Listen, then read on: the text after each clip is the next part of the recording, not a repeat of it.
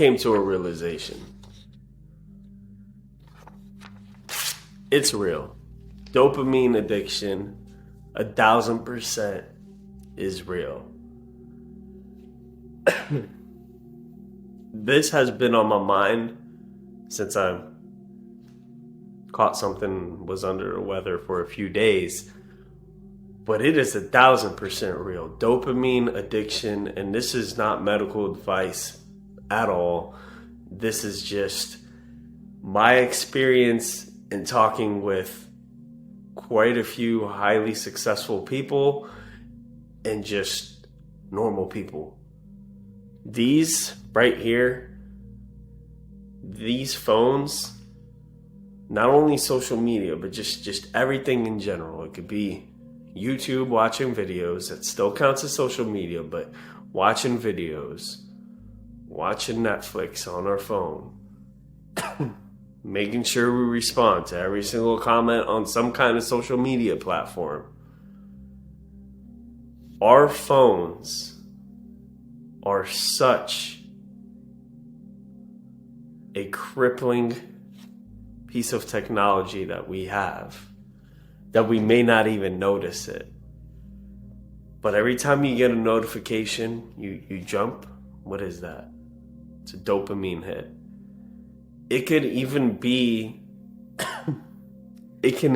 a simple notification that it's time to go to bed, and you jump.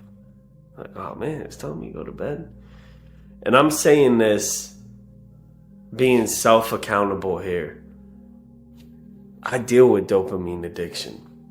There's weeks where I know my screen time is high, and I don't notice it till it's too late. Till I'm like, man, where did my time go? I was supposed to work on this, and this. Today, I spaced out my time. What happened? Maybe I was caught up in my phone. But dopamine addiction is more than just your phone. Dopamine addiction can just be any type of addiction, really, right? It's the feeling of gratification, the feeling of joy. And that can be caused by so many different things. Of course, illegal use of certain substances. That can be eating vices, right? Comfort foods. It makes you feel some type of way. The hormones, right? Your feeling, your mind. I can't go into detail because I haven't really studied this, but just from a high level, right? Just understanding things as human beings of how to move forward in life and try to understand what blockers exist out there. One of the biggest is dopamine addiction. Mine personally is, yes, to technology and phones. I love absorbing content. I love reading books, listening to audiobooks, watching YouTube videos, listening to podcasts on the way to a client's. I love it. But at some point, consuming so much content becomes an addiction. And that's where you need to understand that, all right, let me put the phone down. Let me cut my laptop off. Let me cut my iPad off. And let me drill down and focus, right? If you are working with technology, such as myself, put the phone on Do Not Disturb, put your laptop on Do Not Disturb, and just focus on those projects. It's happened a lot recently where I do put my phone on Do Not Disturb. And honestly, I have two phones, so that's double the trouble. But, I constantly get texts from friends. Hey, did you get my message? Oh, it looks like you're not responding. You're too cool for me. And honestly, no, that's not it. I'm trying to drill down and cut away from constantly having to be on my phone. And here's, I'll just show you this. Check that out. 18 calls, 209 messages, 79 emails. Now this is the end of the day for me. I'm prepping to go to bed. And this is the end of the day. Granted, a lot of the messages are, some are automated messages, some are spam calls, right? So it's not like this is my personal phone where all my important communications go to. Keep in mind, 209 messages. I'm sorry if I don't get back to everyone. Like the reality is, if I were to respond to all those messages throughout the day, how much work would I actually get done? Not much. I'm not one of those anymore where I just text people. It's not that it's pointless, it's just not productive. I'd rather just have a call, talk to you about what's going on. Yes, I do text people. Mostly it's details on certain projects, certain jobs, setting up dates, setting up meetings with friends, hey, on the fly, what are you doing for lunch? Things like that. But I'm not trying to have full-on conversations.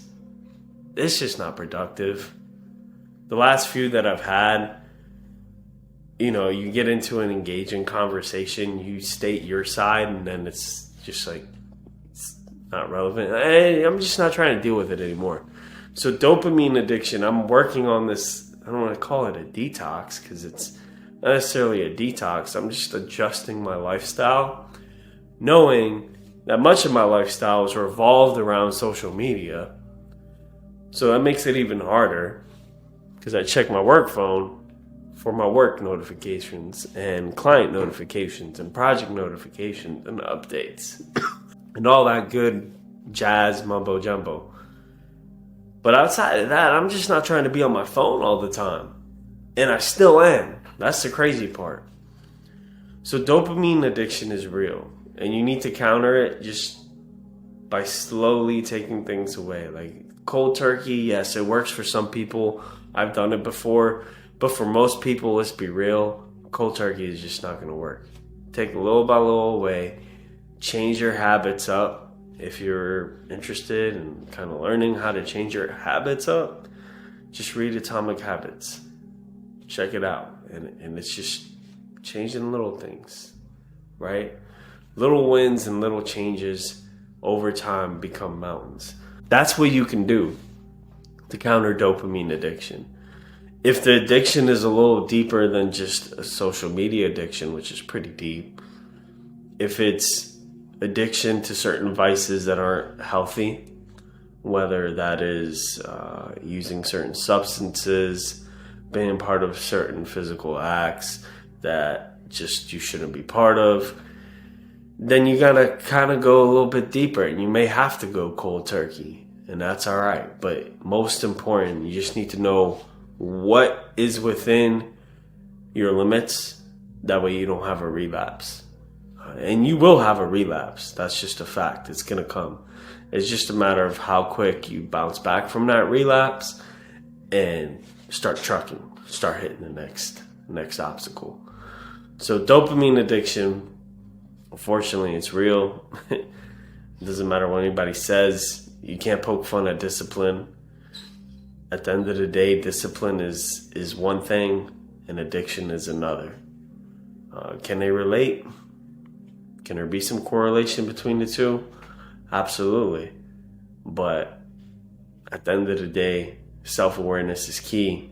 And if you understand that you're addicted to something and you have a dopamine addiction, something that hits that high, something that when you do something, when there's an action, when there's some type of external action that is making you feel some type of way and changing the way you feel mentally, then just kind of think about it. Until next time, we out.